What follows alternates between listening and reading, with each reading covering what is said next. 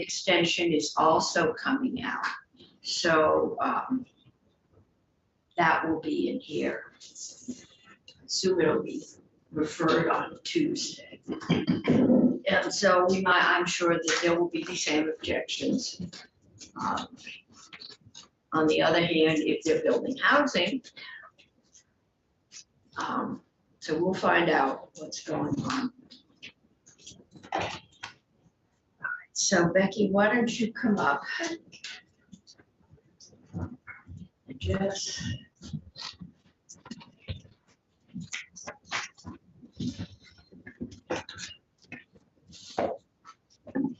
Okay.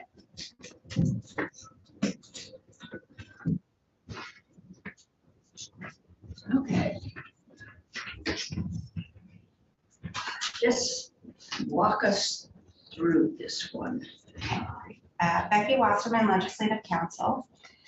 So S35, it has to do with the town of Hartford's tax increment financing district.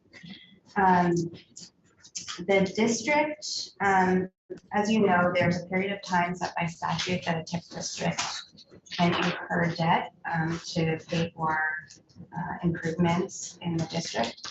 And they also have a time period, and that is 5 years plus the ability for a 5-year extension.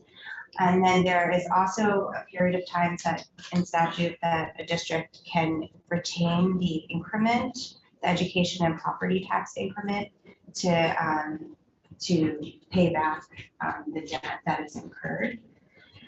So what the town of Hartford is asking is to extend both of those time periods. So the time period to incur indebtedness and the time period to retain their municipal and education property tax increment.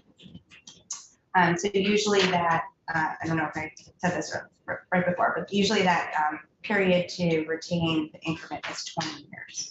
Right, because the bond is. Right, it's tied to the length of.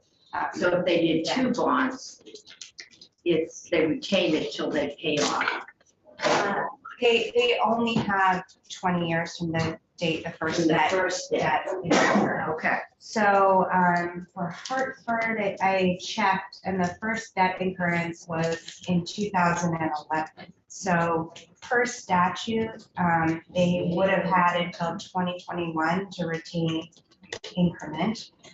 They came to the legislature in 2020 to ask for an extension, and they were granted at that time a 3-year extension.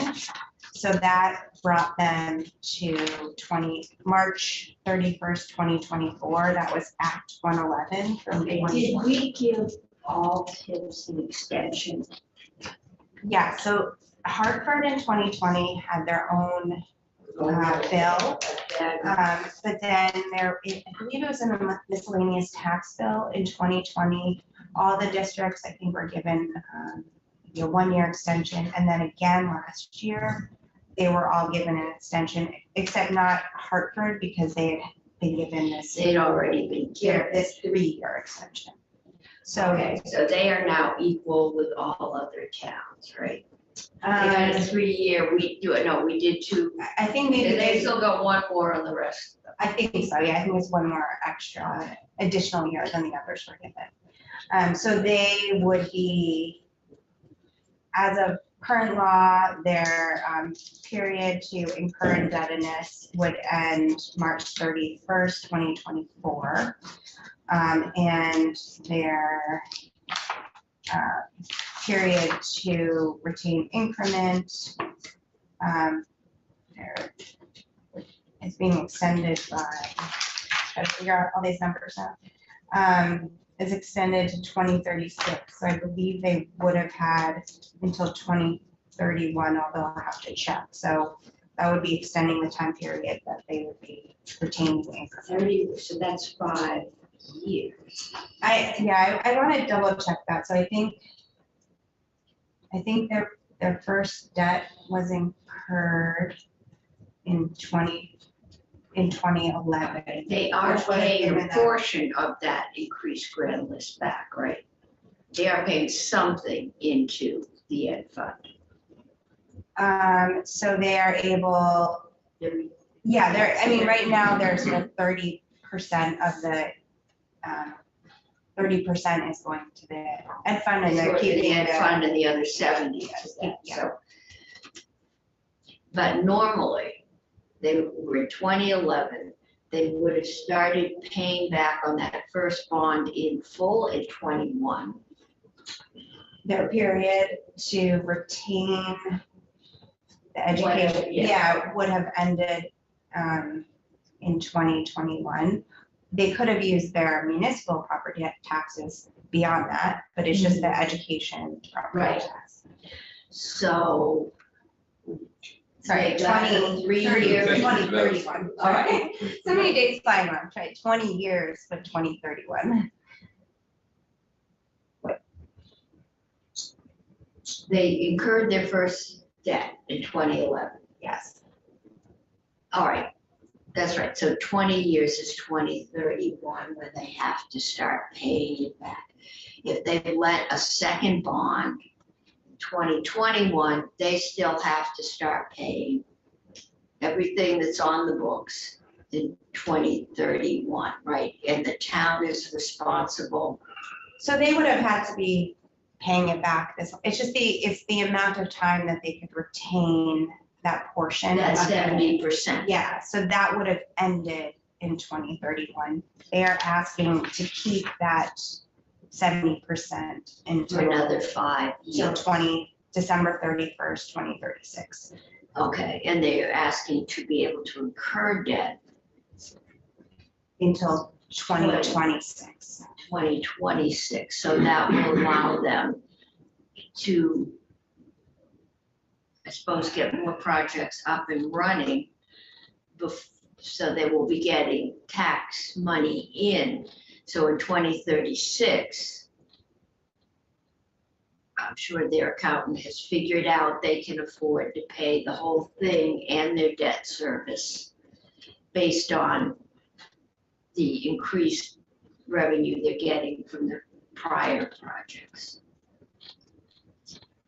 Yeah, I mean, I can't speak for what, I'm sure somebody has done that math, but that I'm would sure be, they- that would be the case that after, if this passes, that after 2036, they would just be able to support the debt service with their Okay, so municipal If we, revenues.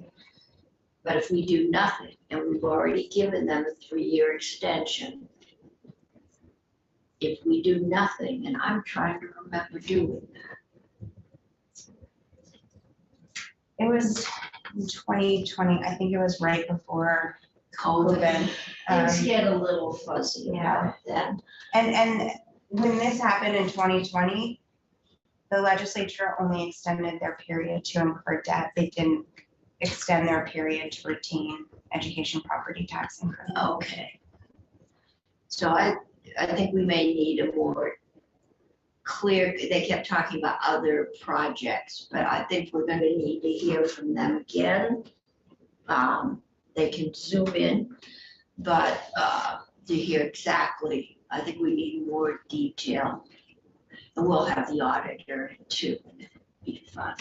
Are they zooming in this afternoon? No, they have been in, Yeah, no, I, but as of, I think it was last night, the auditor sent out his letter because we had Becky coming in to just walk us through.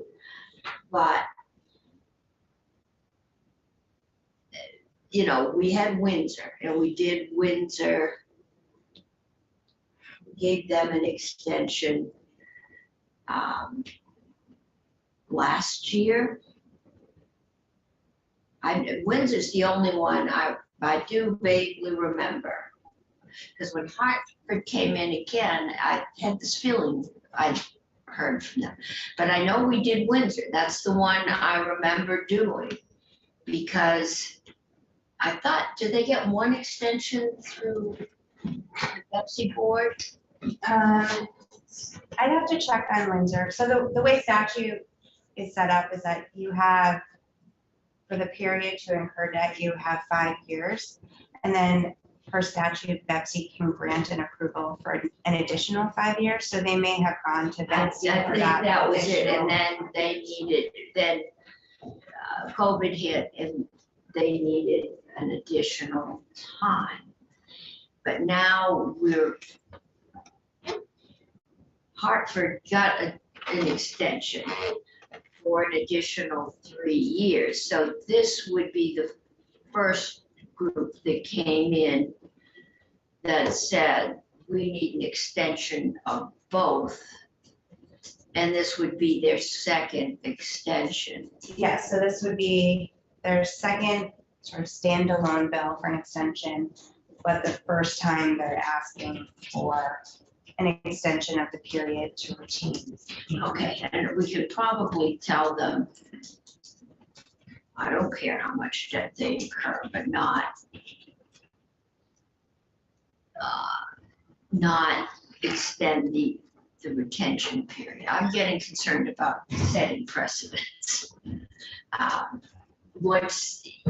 COVID was a reason to give everybody an extension. But once you've done that, and then you start getting into second extensions, you could snowball this on for years, so. So I don't disagree, but I will say I'm happy to hear from them again. I just think there's a difference between standing up a new TIF and extending one. These things are complicated, and so once they're there, that I also don't necessarily think we're robbing the state. If anything, what I heard in the presentation, that extending both the time to take on additional projects and to collect is good at what would make for more projects to come online. And there is, even at the end of the extension, a great deal of benefit to the state, because the state will then have a higher grant list. And I just want to remind us with TIFs, we're still getting the base amount. We're just getting the increments, so we're still collecting revenues to the ed fund. So I just think I'm going to give you some boxing gloves, and you and the auditor can go out to the backyard. So this Because this is one of those things where people either think like you do, or I do, or you think like the auditor. And that's pretty evenly divided, I think, in this building, and nothing changes your point of view. So you might want to have JFO in to talk about the impact to the ed fund. We will. And this committee, I believe, I forgot when this was done, but a couple years ago, there was a requirement put in statute that I believe the e-board had to adopt an amount that there's what the fiscal impact is to the ed fund each Yes, year. the e-board TIFs. gets an A, that was. And so I believe you should have that Okay, report of what that was. But I I'm think trying to to remember. crunch the numbers on what this impact would be, JFO might be able to speak to that. Okay, sure. We'll get those boxing gloves. we will get Hartford in here too. Yeah, yes, that was Representative Ansell's gift. We get a report. We got it in the fall, or no, in January, as to what the impact to the ed fund was from taxes that were not collected because of TIFs. And I remember a 6, and I think it's in the $6 million range, but I'm not sure. We could probably go 5,000 notes. But it's reported like the per member per month, and that's good. Okay. But yeah, it's not doing any one. It's, if one gets it, it's almost impossible with any degree of straight-facedness to say to everybody else, well, no, we just don't like you as much as we like these other 2 towns that came before you. And maybe we will delay this until we finish our discussion of mini TIFs, because I'm not quite ready to do another way to impact the ed fund. If we decide mini TIFs are something that would be more useful to Vermont communities, I would be more open to them if we did away with the big TIFs, which are not useful to other than the biggest towns. And I think those big towns got in. Montpelier would rather do a mini TIF. And I'm not even, I think their project was basically the parking garage. Which is down the tube, so I think they would, maybe it'll come back. But I think Mr. Scherer's been stung enough, so I think he's gonna do it. Happy to talk about them both together. Just in my mind, since I come from South Burlington where we spend a lot of time on the TIFs, I do see the distinction between standing up new TIFs, where I see the arguments that the other makes and that other side as stronger. And I still want to look at project-based TIFs and new TIFs, but I just see the extension of existing TIFs as a different animal. It is a different one, Even but palatable to me for I think what I project-based. was thinking is we are going to have to figure out at some point, they're gonna have to phase out. And so we know when that economic impact, so we can maybe phase in the next one. Because I think the only way we'll ever get it out of Ways and Means, if the Senate, is if we can demonstrate that we're not gonna have any more of an impact on the ed fund than we presently are. And probably we should do it this year because I think the federal largesse is not gonna be there next year. But we shall see. Any questions for Becky? I don't know if it's a question for Betty, it's a question. I thought I had TIFs nailed. I'm realizing from this discussion, I don't fully get all the little interior issues. I know what TIFs, I mean, I know the idea, but the distinctions between paying this off and paying that off. So, do you have like a Cliff Notes version? Sure, so, I don't mean that, it may be something you can get to me. yeah, I can get you some, a presentation I've done, but just very high level. A municipality can, it's an economic development tool where a municipality can incur debt, usually through issuing a bond, for a public improvement, like a sidewalk, sewer system. And the idea is that public improvement will sort of bring in private investment into that district, which is like a set boundary that they have created. And then that private development will increase the property taxes in that area. And so when. And that's what they'll pay the debt off. Yeah, so what happens is that at the time the district is created, you get an assessment of the property, and that's called that's the base value, the original taxable value. And as the property value goes up, it's that difference in the base value and the increased value, which is called the increment. And so the base value you treat the same as you do with all your municipal and education property tax. The municipality keeps the property taxes on, and the ed fund gets the education property tax. It's that increment, so the difference between the original value and that increased value, that there is a portion. It is 70% of that portion that would have gone to the ed fund from that increased value that the municipality can keep to pay off the debt they've incurred. And then they also have to use at least 85% of their municipal property tax revenue from that increment to pay off the debt they've incurred.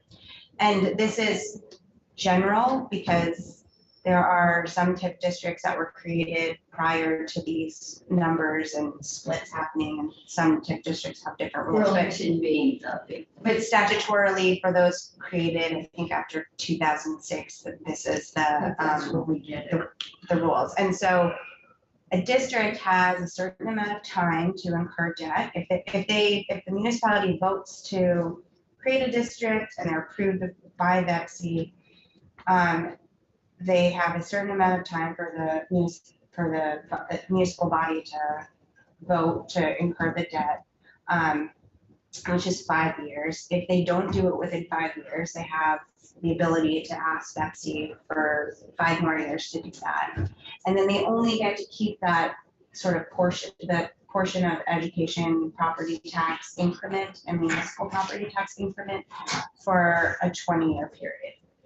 After the 20-year period, they don't get to keep the education property tax increment. They can, of course, use their municipal property tax revenue for longer, to pay off that debt, but it's just really the time period is limited for the education property tax.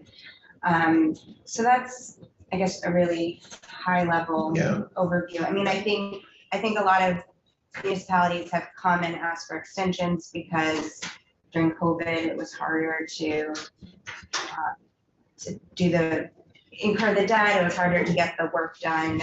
So it kind of stalled the plan because they have to come up with a TIF district plan that Betsy is approving. So some of them couldn't, follow what was in their plan. So revenues that are withheld from the ed fund are revenues that, at least in theory, would not have existed in the first place without the TIF. Yeah, so the idea with TIFs, and there are people who believe different things, is that there sort of should be a but-for test that but for this ability to use TIF and incur this debt, that this development would not have occurred. Yeah, the sewer line would not be there, and therefore the new factory would not. That's the argument. But again, there are people that believe very strongly that that housing development would have gone up in Hartford because they've got the yada yada. And you can say, yeah, but if we ended up moving downtown White River, it looked like a slum, nobody would have wanted to live there. But I mean, St. Albans definitely did a turnaround, but it happened at the same time Chittenden County housing was moving north. Waterbury hasn't done a TIF, but Chittenden housing is moving east. Well, I can tell you White River Junction It is was. the biggest village in Hartford. Yeah. And when we say Hartford, Can you take over for a minute? And we're gonna go on to S83, which is mini tips, and I will do that. so when we talk about Hartford, we're usually talking about White River Junction. Waquichi is Hartford. I can say that Hartford was a mess 20 years ago. It was a real mess. It was a railroad town where the railroad barely stops 2 trains a day, 2 passenger trains a day. Some freight, but not a great deal. And it was a dead town or a dying town. And it's quite active these days. Prosperous. I wouldn't say prosperous, but there's business being done. There's money changing hands. There's a community life, kind of a bohemian flavor to it. A lot of young people. We're gonna add 2 things to your TIF thing. Is one, it's only for approved projects, like South Burlington had Pepsi approved 13 projects, and then those projects have percent allocation, so you can't just bond for anything, and then even what you want to bond for, Pepsi said, you know what, that's only gonna generate about this much growth, so you can do for 5% like our city hall versus 25% the library. And then the thing is, you got to price risk in financial markets, and the important to recognize with TIFs is it's general obligation debt for the municipality, not the state. So if the growth doesn't occur, the city, the town is holding the bag, and there's a cost to that. That's a risk that they take on. So I heard the auditor's arguments. I'm on the other side of that. I see TIFs as the best way to generate not just development, but the right kind of development, higher density housing. You need those sewer lines. You want to put a 5-story building up so you have places for people to live, it's more expensive. So this helps align that type of investment. But I'll get off my soapbox now. Allow the vice chair to move the conversation along, should you so desire. It's Friday. I'll just tell stories about White River Junction. There was a book called Yankee Drummer, talk about White River Junction. And it was a train map. One of the times the trains met was around midnight, but they switched passengers. And where people got off waiting. so that the Coolidge Hotel had a brisk business around 1:45 when they changed all the sheets. Because some people were getting on the train and the people getting off the train were gonna check in for 5 or 6 hours until the morning. Okay? So we've done absolutely nothing except the people with MAC or MC have squandered our available time. Okay. So we're ready to go into mini tips? I thought my observations were right on point. Absolutely. Okay. I did this one. You did this one. As I said, there are strongly held beliefs. I don't think I got the word tip. Okay, let's start with S83, and this is just gonna be a quick walkthrough. And then, I don't know, it's not snowing, but I guess the weather. That's right, you've got a 2 o'clock. So we've still got a quorum, so we're gonna walk through this. Randy's done this in housing before, so we're the newbies. Great, so this is S83, which relates to the creation of a project-based TIF program. This bill has come up in previous years in different forms, so I can just start with an overview of what it's doing and maybe just talk about how it's a little different this year than the version from last year.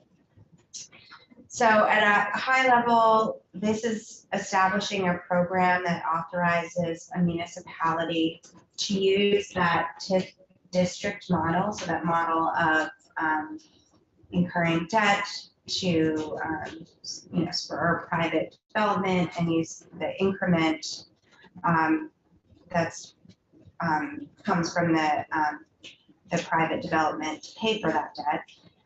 But doing it on a smaller scale project level. And so the idea is that there would be, I guess, some slightly different requirements than the more sort of stringent requirements for a full TIF district than as compared to these smaller project-based TIFs. So a lot of the language in setting up this program is very similar to how the TIF districts are in statute. So it's a 16-page bill because it's repeating a lot of the definitions that are used for how to sort of set up a TIF project.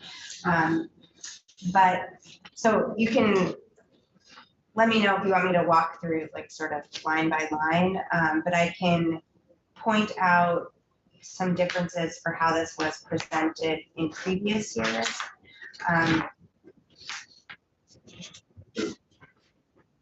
Well, so my biggest question is, I understand this was pushed last legislative session, but it got hung up for a very valid reason, that smaller communities with these smaller project-based TIFs are not going to have the staff, time, and economy of scale to spread that attention over their smaller staffs. Does this address that? And will the RPCs have a greater role in helping facilitate these project-based TIFs? There is nothing in this bill that has any sort of authority given to RPCs. But there are, it was in budget adjustment, the governor's whole went through housing just for a look through. They're basically trying to help those small, poor towns that have an elected clerk and 3 volunteer select board members. And we did, and I remember Jane saying yesterday, this added on to what we did with Housing Conservation Board. We got some grant writers in to help them. So we might be able to use that program or the regional development. It would take an appropriation, but that's one of my concerns is the more we work through housing, and was it East Chelmsford? Digger did an article on, you've got, what, 4 or 5 select, planning commissioners, none of whom have any training generally in planning or in, they're citizens. And you got other citizens, their friends and neighbors who come in and yell this way and that way, and they're trying to, find, and this was a project developed by a planner who did it to demonstrate a planning community. It's hard for a small volunteer board to set up and do this, and we do need to make sure that they have the resources. I mean, Westford was the one that was in here, and they wanted to put up a septic system because somebody wanted to put a restaurant in an old building in town, and they couldn't do it because there wasn't septic. Yeah. I'm a supporter of TIFs. I think they work, and I'm very intrigued and supportive of the notion of a project-based TIF. I'm just hesitant to support a path that would put the burden of TIF management on a small town, and that's where I'd like to see CCRPCs, for my district, or the RPCs owning these things for those small districts and having a lot of authority over them. Okay, and we will get the RPCs in here. RPCs own them, or would Regional manage planning. and advise? Manage, advise, and have a maybe fiscal responsibility, because there's a lot of turnover in small towns, and it can be burdensome, so I don't know how to structure that. I look to the lawyers, but I see value in the regional planners having a great deal of leeway in executing, overseeing, auditing, but that's what I'm thinking of. Just because I know how complex these things are, and the recent Burlington coverage validates that. I'm talking too much, sorry. No, I think we need, so we need to get, okay, we need to get the RPCs in. We have next week, the League, Economic Development, Montpelier, Websa, Abby Sherman from Websy, and the town administrator from Hartford has been invited. And maybe we will ask her to, well, I haven't got Doug in before that. We'll send her a copy of the auditor and see if we can get the auditor in that afternoon too, and we'll duke that one out. Yeah, the question, we'll get the RPCs in and see, or we'll ask the people that have been promoting this. I mean, it was Joe Goldstein who said, well, we got one of those, grants to put in a septic system in my town, and now it needs upgrading and we can't afford to upgrade it because there aren't enough folks. And that, I'm saying, well, you just cemented my argument. I don't want to get, they said, well, if we put in this, and it was a septic system, it wasn't a filtration plant. If we put in a septic system, well, we'll get all this housing moving up from Chittenden County, and I'm saying, what if you put it in and the guy doesn't build a restaurant and they don't come? That brings me back to that point about risk. The towns hold the risk, not the state. Well, the Ed Fund holds the risk. Even the Ed Fund. Well, the Ed Fund holds, They didn't come. the Ed Fund holds the risk if something happens, all right? The Ed Fund has, if nothing happens, if the towns put in water and sewer and take out debt and there's no, they do not come and there is no increase to the grand list, then the town is holding the bill. The Ed Fund isn't out anything because nothing happened. The risk is really at the town level. If something happens, the state is going to get paid eventually. You're you're right, the growth that is anticipated, that the amount of money that is redirected for a failed project is lost revenues that the ed fund could have gotten. But just the ed fund continues to get the base amount from the original value, so the ed fund is made, kept whole throughout the TIF. So it's just the increment. You don't get That fund gets what it is always owed. see, these things were really good until we did Act 60. And they were a technique that went in to counter the urban flight and blight. And we got very popular in, I think it was the 80s, maybe the late 70s. And basically, they said, well, we'll put a museum or sports arena, but we got to have lights and sidewalks and parking to bring people into town. But it was the town's revenues, and it was a way, because the folks on the other side of town, they aren't going to benefit, just the guys putting the restaurants around the, so it limited the exposure and it got the votes to do it. When I first got on city council in South Burlington, I reached out to Jim Condos, because he used to serve in city council. He really We spelled, used to say he was the senator from South Burlington. he really spelled out the benefit of the TIF, and that Act 60, for all its pluses and negatives, one negative or concern that he raised while he was a senator too, is that it de-incentivized growth. Prior to Act 60, South Burlington wanted to build a new high school, they would zone some land for more industrial purposes and raise the grand list. But now with us pooling all the money, that growth incentive is dissipated and people see growth just with the negatives. So in a way, a TIF is a way to somewhat counterbalance that, because it incentivizes the growth for a period of time to generate it where we want it to in concentrated It does areas. give you to keep it- control. Yeah, so that's where I think coupled with Act 60, I've been a proponent of TIFs, but also because Jim Condos convinced me of that 8 years ago, but maybe the auditor can persuade me otherwise. He'll try. Yeah. Okay, yeah, and, JFO just generally doesn't like anything that does away with revenues. That includes all the tax credits. That's what we do. Gotcha. Because their job is to manage the revenues and to help us fund things. So there's inherent tensions in all of this.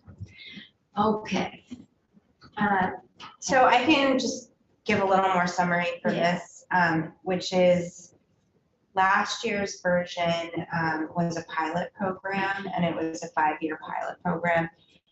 And there were different versions of the amount of municipalities that Limited. Yeah, it was limited. This bill it's just creating a program, it's not a pilot program. And there is no limit to the number of projects that BEPC can approve. It's just you can't have more than one per municipality, and a municipality can't apply for one if they have a TIF district. So, as usual, that makes me nervous. It's a little too wide open for a really small community with limited expertise. I think that was the risk we took on broadband. EC Fiber had the luxury of having retired bankers and stockbrokers in their district who wanted broadband and people who could upfront the money to start it. Not every place in Vermont is that fortunate.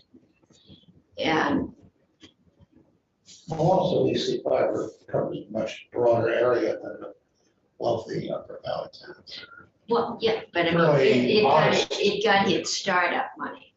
I mean, it had expertise and startup money that knew how to set these things up, knew how to get to Wall Street. And they had people who had the money to invest. And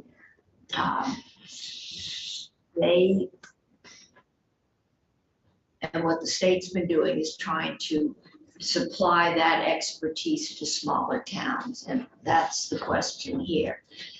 Burlington, Montpelier,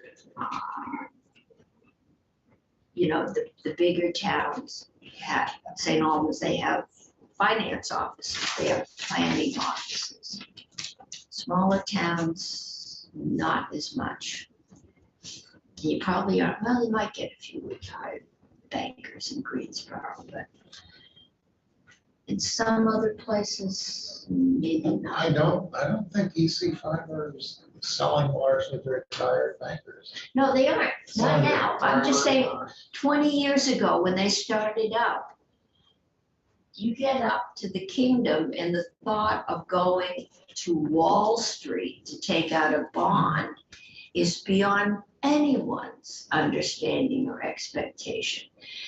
Going to your local bank for a loan is as far as you ever get. These are people that knew how that happened and how to make it happen, and that's a gift. And they did a good job with that gift.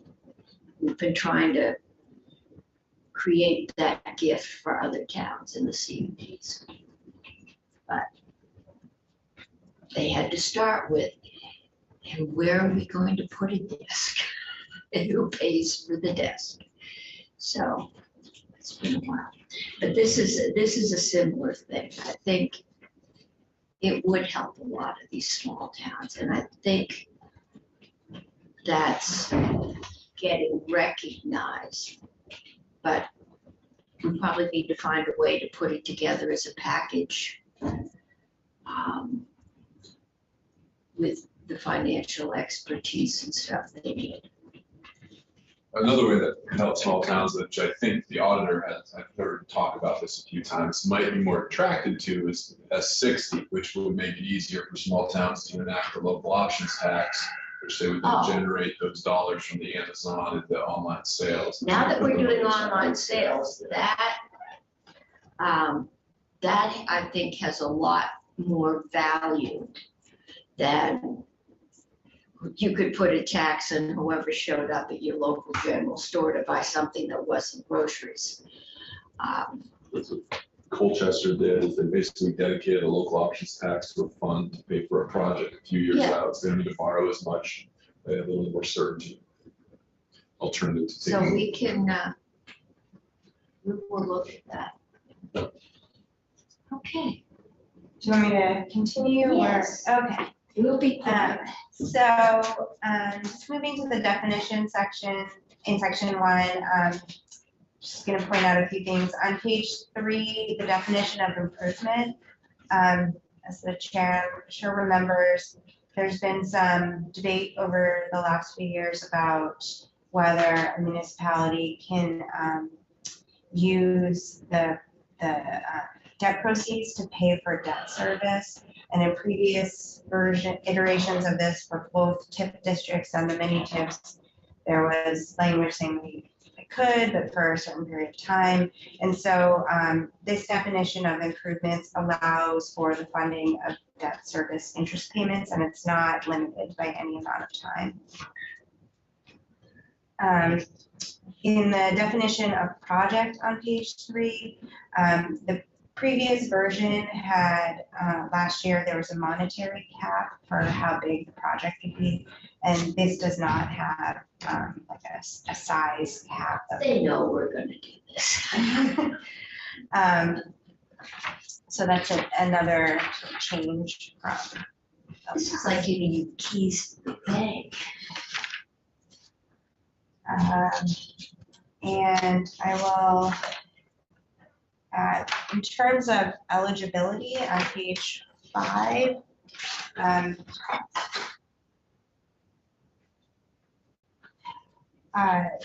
the sort of eligibility change here for municipality, that they're only authorized to apply for a project.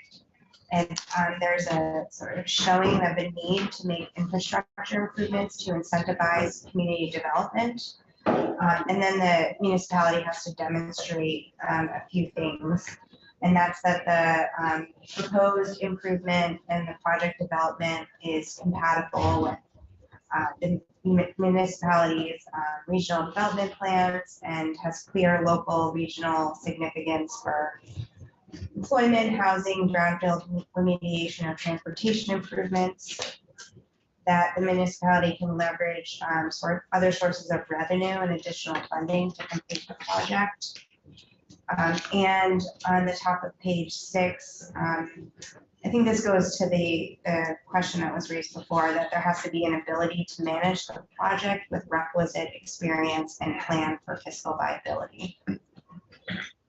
Okay, so I'm not sure Westford would qualify. I put in, I don't have municipal water or sewer.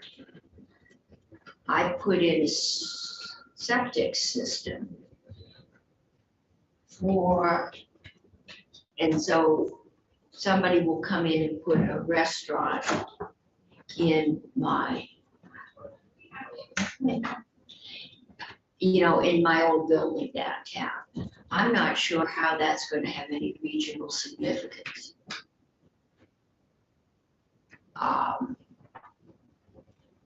And it's going to be a lot, it's going to require more than that.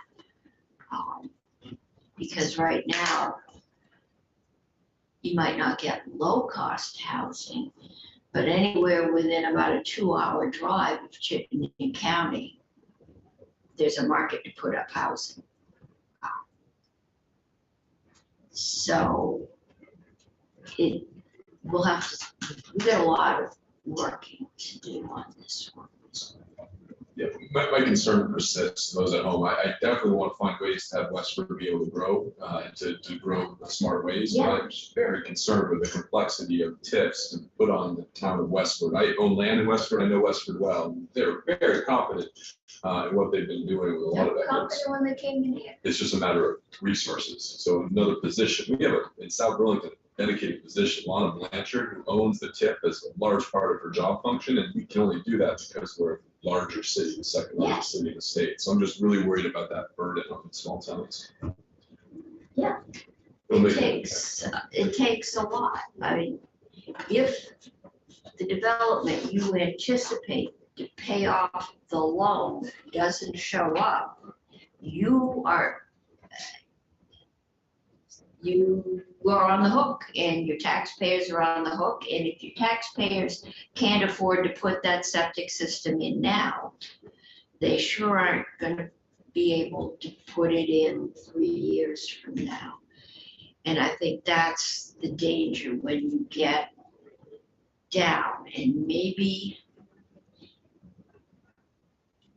it would be better off capitalizing a lot. There's a lot of these are water and sewer, sidewalks. There's so much confidence in the regional planning commissions. They're just a great group. And so I'd love to see them have Well, we'll expanded have them roles. come in and talk, because yeah, I mean, water and sewer would help almost every town grow. It's a major inhibitor. But it's also very expensive. Waitsfield, I think this has got to be 10 years, and they're finally, I think, going to break ground on putting septic in, and how they've gotten to be as dense as they are without any, I don't know. But I'll buy the city of Montpelier.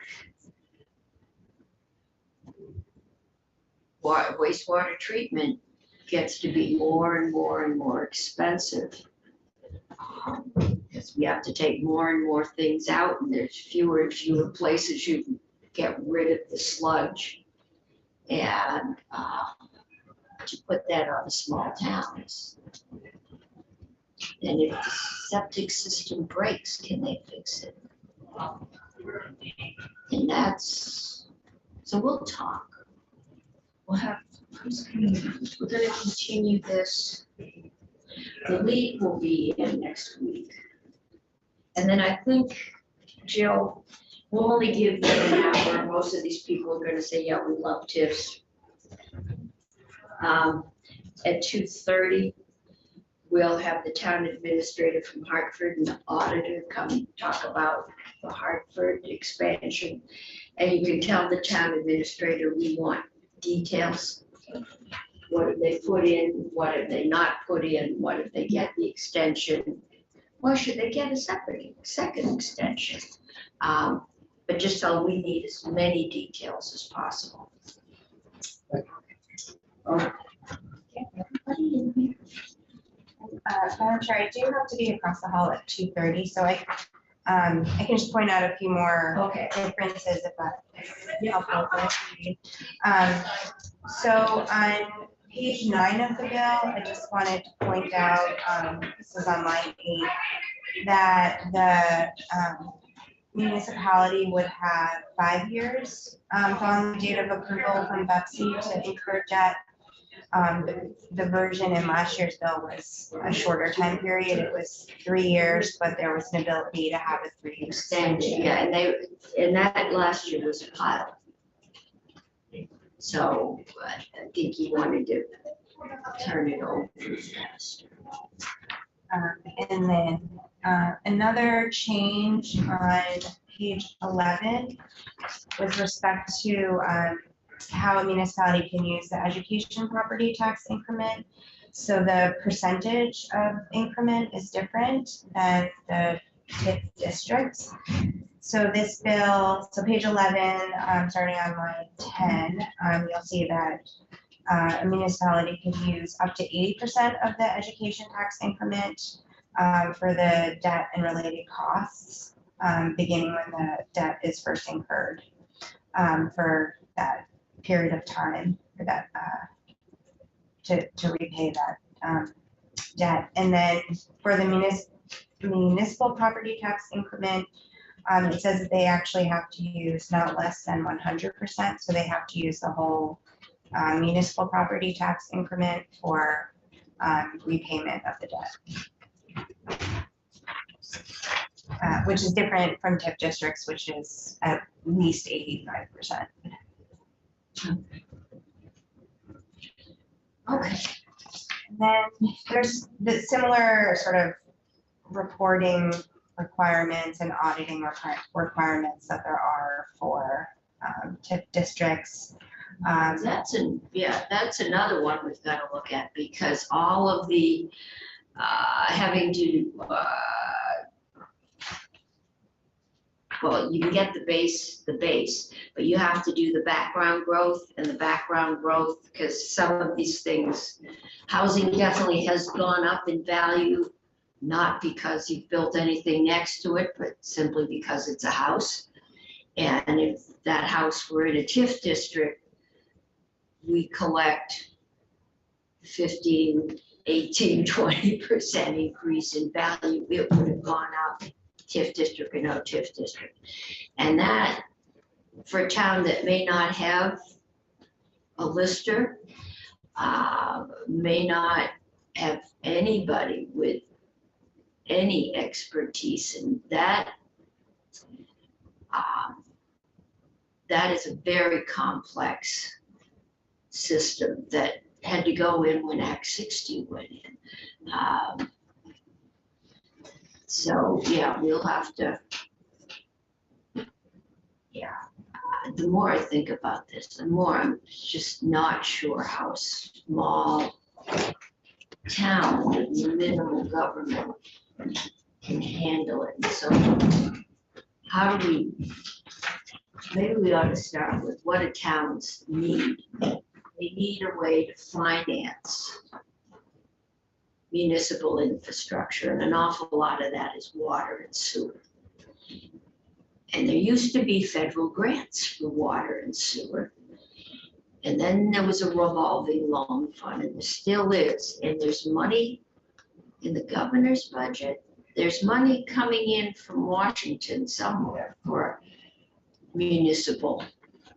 But that might be something to look at. Is there a way to have somebody, ACCD, somebody to help the towns figure out how they can access that money and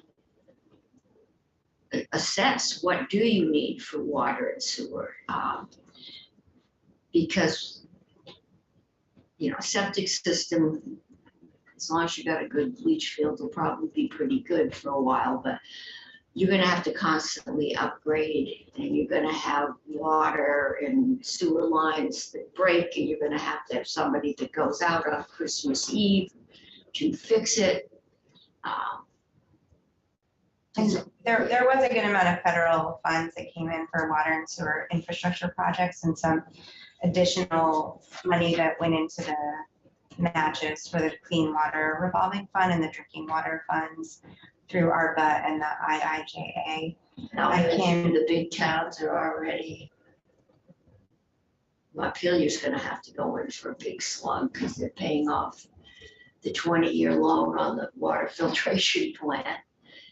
And then they figure they'll have some money to repair the water lines that are breaking regularly. And that also runs in cycles. You repair them and they're good for a certain number of years. Then you need to repair more of them. Okay. I'm sorry Senator Rom isn't here, because it would be good to talk about what was she trying to, and is this the best way? And if it is, then we can work on these details. I'd love to hear the auditor's thoughts on this project tips, so if he comes in. Is he scheduled to come in, by the way? Pardon? Is the auditor scheduled to come in today? Not today. Not today. I didn't even get to read his letter because it came in sometime late yesterday.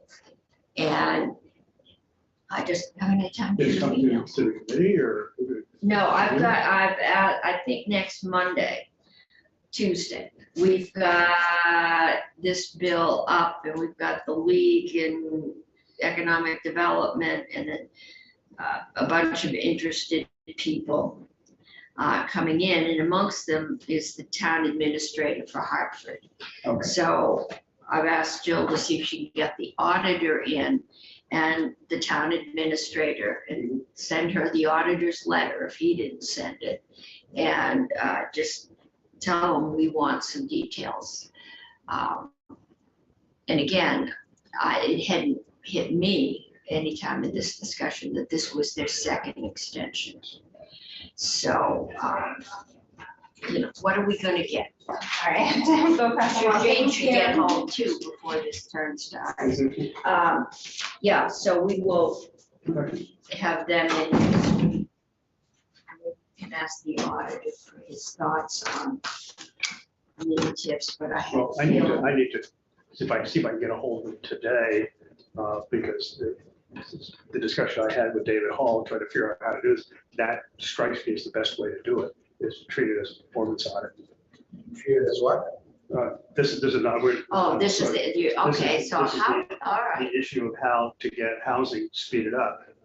And rather than a blue ribbon commission and the rest of that will drag on, is a performance audit, looking at the process and ways of improvement, much like an efficiency expert approach.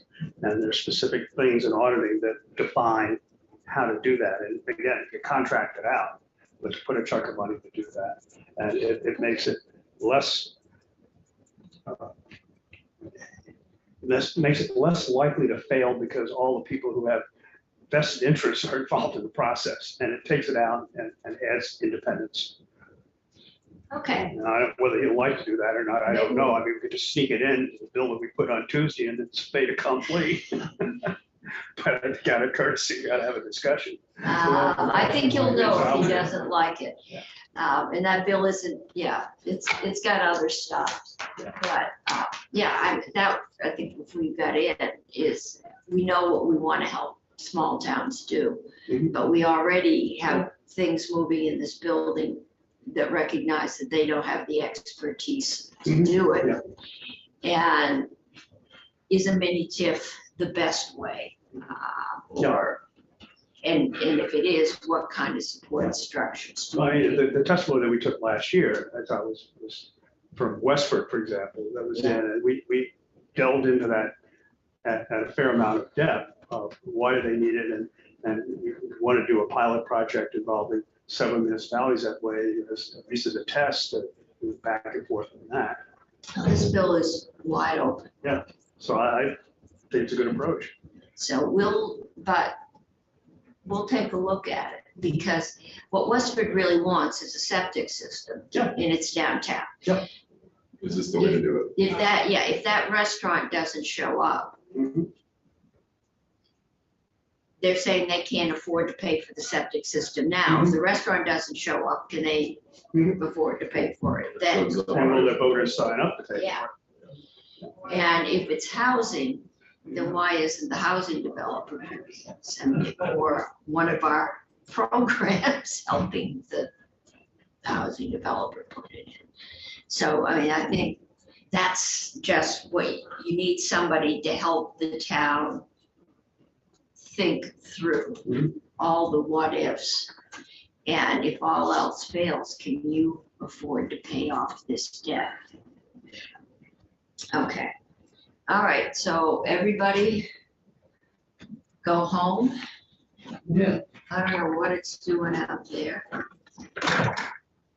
Just made my dog really happy. She's trying to get back to her thing. I'm gonna go home and see if my husband left the